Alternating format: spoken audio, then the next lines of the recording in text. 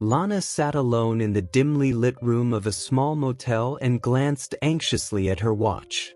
Brad was running late. She stared at her cell phone, expecting his name to appear, but the room was silent, only the faint hum of the air conditioner. "Hank is waiting. Hank is waiting." Finally, the silence was broken. The cell phone buzzed, and she picked it up, expecting to see Brad. But when she saw the screen, her heart sank. The caller ID read, "Hank." Her finger rested on the reject button, but she knew she couldn't ignore it. Taking a deep breath, she pressed answer and tried to speak casually. "Yes, can I help you?" Hank said. "Hank," she replied. "Where are you?" Lana forced a smile. "Hank, I'm at the theater. I told you I was going to see a play with some girls from work. Why are you asking me such a stupid question?" There was a pause, and Hank's voice came up again. "Are you going to the play at the motel?" Lana felt her heart race and a chill run down her spine. Her hands began to shake, but she forced herself to remain calm. "My dear, are you feeling all right?" she replied in a frightened tone. It was a strange joke. She heard him chuckle lightly on the other end of the wire. "I was just teasing you a little. I just thought the theater was too quiet." Lana swallowed. She forced herself to laugh again. "I just went to the bathroom, Hank." "Really? You're distracting me. We'll talk later. I'll be home in a few hours." "Okay," he repeated in a softer tone. "I'll be waiting for you. Have fun." Lana hung up and put the phone down, her hands shaking. She took a few deep breaths and tried to calm down. Hank's joke was all too familiar. She said to herself, "Hank is just stupid," but she couldn't shake off the unsettling feeling. As Lana managed to calm her nerves, there was a quiet knock on the door. She hurried to open the door and found a slightly out-of-breath Brad there. He looked distracted but gave her a quick smile. Trying to hide her relief at finally seeing him, she let a smile play on her lips and whispered, "You're late." "Brad?" she replied, lowering her voice. "I had some things to do." He didn't say anything else, but the enthusiasm in his gaze quickly dispelled her doubts. Brad took her hand in his and pulled her closer. They stood like that for a while, watching each other in the dim light. She saw Brad's familiar face, warm eyes, the slight stubble on his jaw, and a confident, carefree smile that made her heart flutter. They spoke softly, exchanging small talk and jokes, their voices growing quieter as the distance between them shortened. His hand touched her cheek, and his soft, lingering touch made her heart beat faster. Her hand rested on his shoulder, and she felt his warmth through her shirt. Without a word, he leaned toward her, and she felt his lips gently touch hers. Their kiss grew deeper, filled with soft but unspoken promises, and they entered the quiet world they had created here. Brad gently led her to the bed where they lay together, exchanging smiles and quiet laughter, enjoying the nostalgic closeness. They embraced each other and savored every moment in quiet detachment. Brad and Lana tangled in the sheets, slowing their breathing and enjoying the quiet stillness that enveloped the room. Lana looked at her cell phone, sighed, and checked the time. Brad noticed this and raised an eyebrow. "I'm in a hurry," he asked in a low, teasing voice. Lana smiled, but there was a hint of guilt in her eyes. "I need to pack quickly so Hank doesn't start wondering where I am." She lowered her gaze and moved her hair out of her face. Brad smiled an unfunny smile and leaned back in his chair. "Let's go somewhere. Maybe the beach. Sun and sand, just the two of us." Lana's eyes lit up at the idea. She said in an excited voice, "Let's go somewhere small. Maybe a beach town down south. Let's disappear for a few days." Brad laughed, opened his eyes and looked at her. "I like the way you think," he said. They struck up an easy conversation, exchanging ideas about secret coastal hideaways and laughing quietly at their imaginary escapades. But just as they were immersed in their reverie, there was a sudden sharp knock on the door. Lana shook her head in the direction of the sound and tensed. Brad, too, looked at her with a nervous, wary expression, then straightened up and reached for his boxers. "Who's that?" she whispered in a barely audible voice. She pulled the sheets up and instinctively reached for where her clothes lay, her heart pounding with fear. "Maybe. I probably shouldn't answer that question." Brad smiled his usual confident smile, but there was a hint of nervousness in the corners of her face. "Relax. No one knows we're here. I'll get it." He stood up quickly, changed into his boxers and headed for the door. The knocking sounded louder again. Lana's heart raced as she looked up at him. Brad called out in a calm voice, "You don't have to knock on the door." He turned to Lana and nodded encouragingly, but she resolutely raised her head and reached for the knob, ready to come face to face with whoever was on the other side. As Brad reached for the doorknob, a terrifying thought suddenly popped into Lana's brain. What if it was Hank?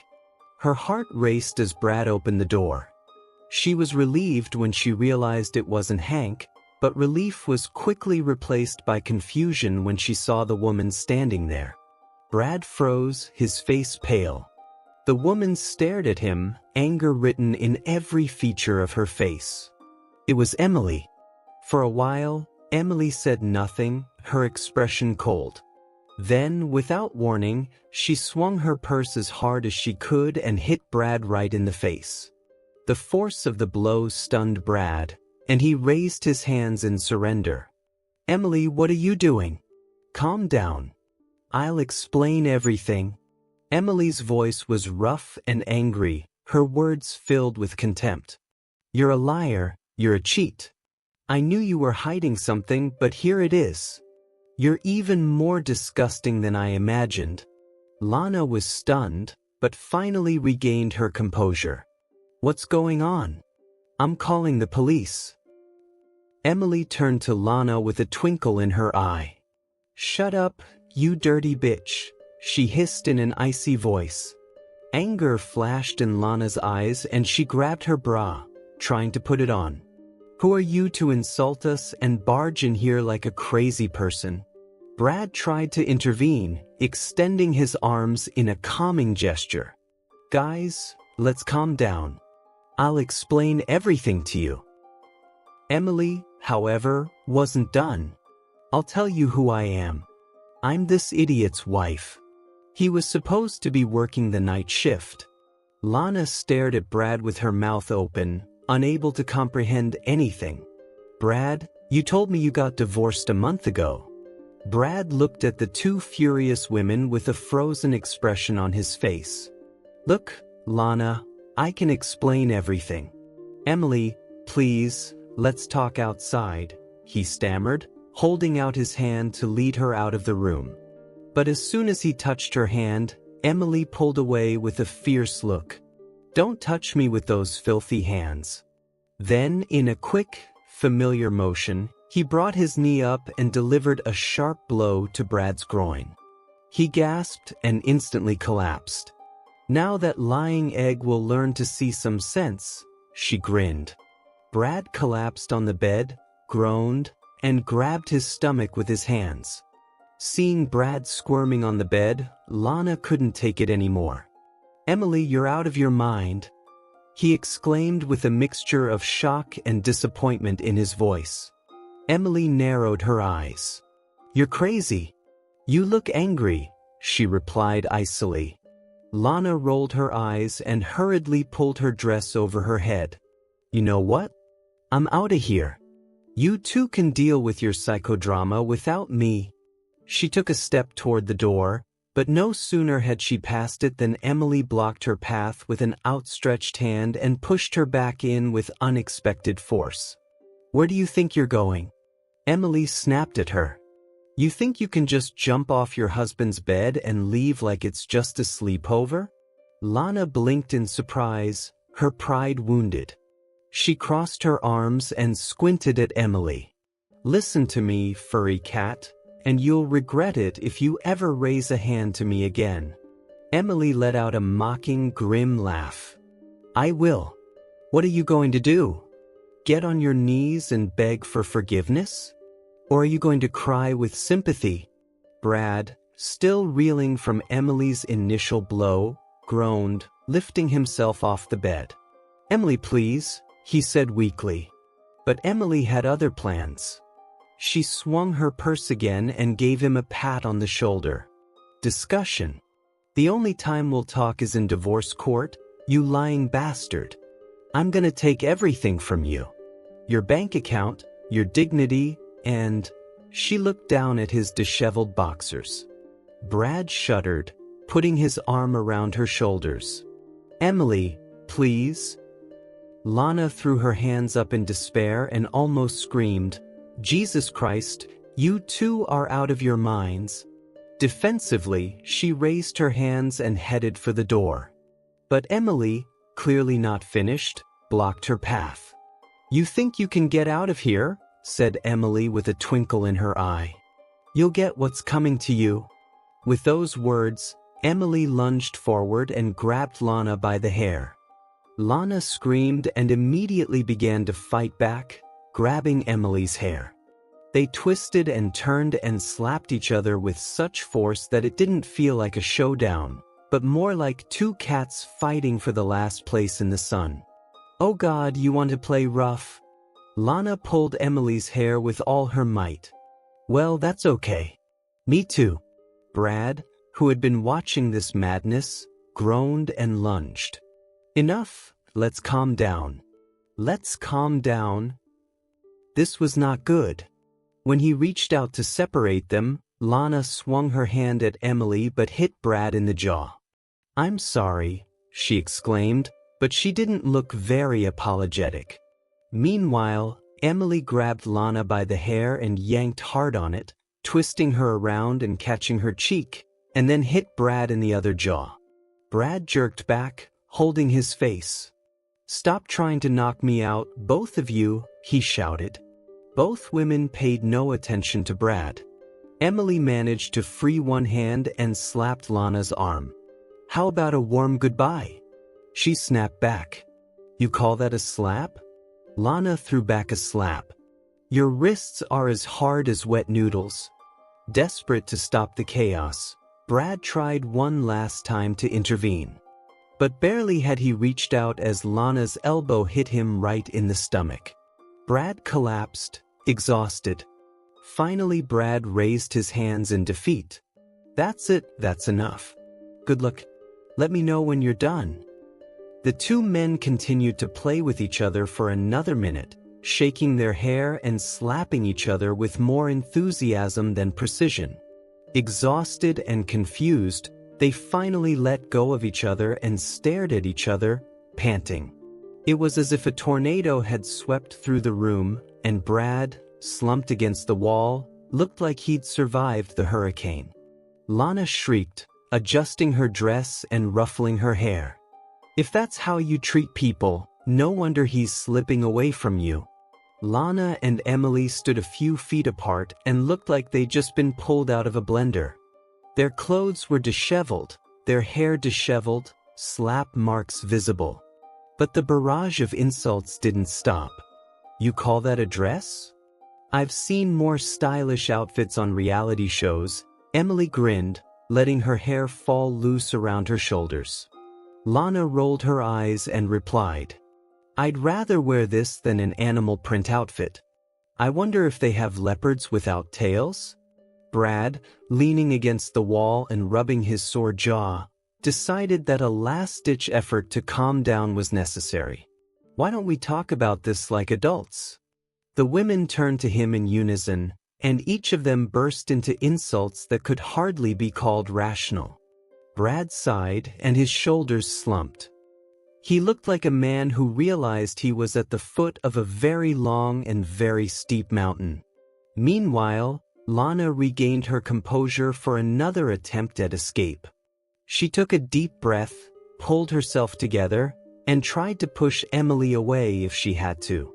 But no sooner had she taken a step than Emily rummaged through her purse and pulled out the aerosol can she was waving around like a weapon.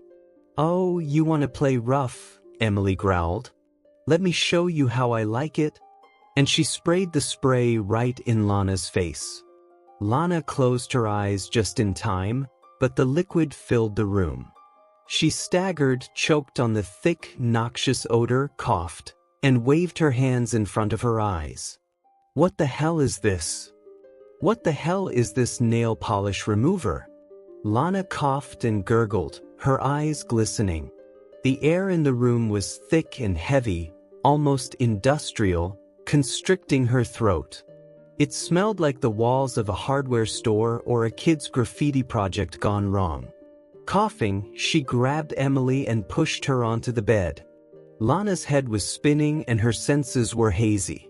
She blinked through the smoke, caught a flash at the door, and rushed out, fumbling her way along the wall. Behind her, Brad's voice cut through the fog. "Emily, don't bite me. It hurts." Lana didn't dare turn around. She ran out of the room, gasping at the clean air outside, chasing away the cloud of what was still poisonous air. With each step down the hallway, the sounds of fighting and screaming grew quieter. By the time she reached the street, there was only one thought in her mind. "This is the last time I let a man ask me to meet him at a cheap motel," she muttered. Lana finally reached her car and was relieved to see the side of it. Big, bold black letters that looked like they had just been carved out of a mural in an alley were staring at her with open mouths and clenched fists. "Oh, lovely," she murmured. "The cherry on top of this wonderful day." Quickly opening the door, she slid into the driver's seat and froze when she saw her reflection in the mirror. A streak of black paint stuck to her eye. Now we know. Apparently, Lana has seen this art firsthand. Apparently, Lana had touched the piece of art. Gasping, she picked up a damp washcloth and wiped her face. "Great," she muttered, tossing the useless wet wipes aside. "I'm going to need gasoline or solvent to put this face back together." She felt the red slap marks on her cheeks. She needed to get out of here, drive home, and think about what to say to Hank. She put the key in the ignition and started the car. Stagger, stagger, stagger. Lana closed her eyes, counted to 3, got out of the car and checked. Sure enough, one tire was completely flat and showed jagged puncture marks. She spat on the ground in frustration. "Fuck you, Emily. You're going to pay for this. I'll go home, clean myself up, and we'll go for a second round," she muttered. All the way home, a ball of anger, resentment, and frustration bubbled in Lana's head. She had forgotten about Hank and didn't care what anyone said about her torn dress or paint stains. Her thoughts were centered on revenge. Emily had to pay for this circus. When she finally burst into the house, Hank was standing in the kitchen, drinking coffee and looking at her like she was the star of some bizarre comedy show. Hank looked at her dirty face and burst into laughter. "Look at you," he laughed, smiling broadly at her. "I can't decide whether you look like a raccoon or Zorro with those black stripes." Lana chewed her jaw and began rummaging through the kitchen cabinets, desperately looking for something to scrub the paint off with. At this point, she wasn't even sure what she was looking for. Hank leaned against the counter with his arms crossed and grinned at her. "So, it was a rough night at the movies," he said. Lana stuttered, trying to explain something. "You're not going to believe this. You won't believe this, but, you know, the bullies showed up right after the show. They decided we were part of the show and they painted us all over the place. It was like an interactive performance. It was very avant-garde." Hank furrowed his eyebrows and tried his best to keep a straight face. "Vanguard, huh? Avant-garde. That's new to the downtown theater scene." "Yeah, immersive stuff. Lana suppressed a weak laugh and lowered her head, continuing to rummage through her closet. Hank walked over to the window and looked outside. He almost choked on his coffee when he saw the huge letters painted on the side of her car. Well, he said, barely suppressing a chuckle. You gave the car a nickname. Don't you think that's a little rude? Lana's face flushed, and she froze. Hank turned to her and leaned forward mockingly. So should I be worried? You look like you just crawled back from the battlefield. I need your help? Lana snapped back. Hank, I don't have time for your jokes right now, she muttered under her breath, her voice hoarse and frustrated as she frantically picked up a rag, then a sponge, then whatever she was picking up. Hank raised his hands and grinned as he watched her frantic pacing. Hank raised his hands and grinned, watching her frantic pacing. He had never imagined his plan would turn out so brilliant. Hank leaned against the door jamb and watched Lana scurry around the living room like a squirrel in traffic, one hand wiping traces of paint from her face and the other trying to squeeze into her sweatshirt and sweatpants. Did you really go to the movies? He asked, barely concealing a laugh. Lana, who was clearly running out of patience, replied, Of course, Hank. Of course, Hank. Hank suppressed a laugh and tilted his head. Looking at you, one would think you'd just gone 10 rounds with an alien invader. Lana threw him an oblique glance. That's funny, Hank. If you make jokes like that, you can go straight to stand-up, she grumbled, slipping her hands into the sleeves of her sweatshirt. Hank furrowed his eyebrows. Hank furrowed his eyebrows. Oh, come on. Hank furrowed his eyebrows. Did you join a New York gang or did you become a Texas Ranger like Chuck Norris? Without pause, Lana looked at him with a steely, melting gaze. Cut the crap and give me the car keys. It was then that Hank realized it was time to end this little game. Watching his wife drenched in paint and muttering about the bat was like watching a storm looming on the horizon. He sighed, took a step toward her, and softened his voice. Lana, honey, let's take a break. Let's have a little chat. Lana looked at Hank. We don't have time for this, Hank. We have to punish that lying, two-faced black sheep. Hank raised his eyebrows and calmly replied, You have bigger problems. You have bigger problems? She narrowed her eyes, a hint of nervousness in them. What are you talking about? The expression on Hank's face turned serious. Brad has 2 girlfriends. Lana froze, her mouth open in shock. Wait, he has someone else he likes? That dirty liar. Hank gave her a hard look and said nothing. There was silence for a moment, and then it hit her. Oh, what did I just say? Hank laughed unhappily. Hank broke out into an unhappy laugh. Honey, I know everything. Honey, I know everything. Why did you lie to me? For this Brad guy. For a man who cheated on his wife, cheated on you, and apparently cheated on you with another woman. Tears streamed down Lana's face and her anger shattered with reality. Her eyes filled with tears. Hank, I didn't mean it. I just got carried away. It was a stupid mistake. Hank's voice was steady. Lana, I know all the details. I know all about your meetings and your lies. Do you really think I can forgive you? She looked at him in confusion and despair. Have you been watching my every move? Hank shrugged and crossed his arms. Not every one. Most of it. I'm not one of those stupid husbands who sit back and watch their wife enjoy another man. Lana realized it, and her jaw dropped. Emily came because... It was you? Hank couldn't help but grin. I was investigating her affair with Brad, and the information accidentally leaked out. It happens, you know. As you say, I didn't mean for any of this to happen. He mimicked her and grinned crookedly. Lana raised her hands in shock. Hank, this is your fault. You set me up. Hank crossed his arms over his chest. Lana, I want to ask you something. I asked you on the phone where you were, and you said you were at the theater with a colleague. Who brought you here? Her mouth opened but immediately closed when the trap he'd set became painfully obvious. She tried a different approach. You put me in mortal danger. I'm a victim, dragged into this twisted show you've put on. Hank's eyes hardened, and his voice regained its chilling calm. Lana, this isn't theater. Stop the theatrics. Her eyes filled with tears, and she sobbed and threw a real tantrum. But Hank was unfazed and looked at her with his arms crossed. I loved you, Lana. I believed in you. But you got too involved. I don't want to hear any more excuses. You traded me for that pathetic excuse of a man, Brad.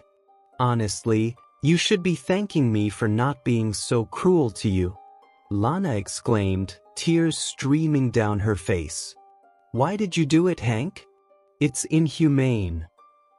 Hank shook his head, his voice flat. Lana, you're trying to put a double standard on this. My lawyer is coming tomorrow with the divorce papers. You can save whatever you want to say for the court. Just remember one thing. I didn't set you up. You got yourself into this mess. Eventually, the whole circus was brought to court, and what a show it was. Divorce proceedings and a chaotic showdown between Lana and Emily. After several rounds of bickering, the court ruled that Emily must pay damages for the custom paint job on Lana's car. Brad, of course, was still reeling from the fiasco and had to pick up the tab. By the time Emily left him, Brad was left with an empty bank account, an empty house, and a lot of regrets. She made sure he left the trial with only a parking ticket stub and a pat on the back from his attorney. Hank, on the other hand, emerged from the ordeal with a clean face, a smile on his face, and without the slightest remorse. Sure, he was disappointed that Lana hadn't turned out to be the faithful wife he'd hoped, but he couldn't help but feel a sense of satisfaction at how smoothly his plan had gone. He'd outplayed every player on the board, maintained his dignity, and avoided drama like a pro. And Hank walked away with his head proudly held high, his pockets intact, and his freedom intact. If you enjoyed this tangled tale of infidelity, don't forget to hit the subscribe button. Thank you for reading.